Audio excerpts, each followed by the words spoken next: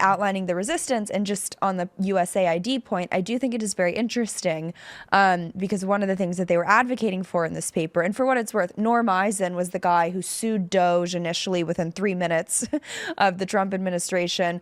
Norm Eisen's State Democracy Defenders Group has collaborated with Mark Zaid, who is one of the lawyers that was behind the first impeachment of President Trump, to also sue the FBI. There was a big story in the Huffington Post yesterday about that. So these are like very key players. They're not just some random people.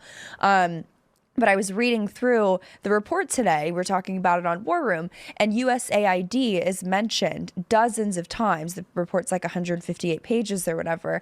And one of the things that they mentioned was, like, in order to have a strong resistance movement, we have to have international partners and allies to push back against President Trump.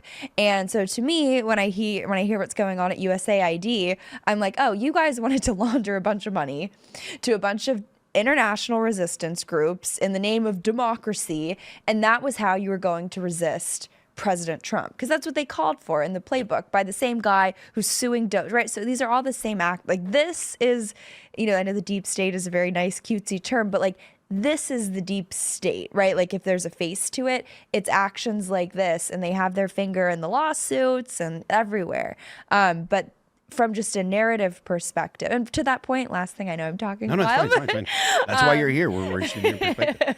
I've been told I'm a DEI hire. No, but last night Rachel Maddow does a 25-minute monologue. You would think that she probably would have covered USAID or the confirmation hearings. What does she spend the 25 minutes on?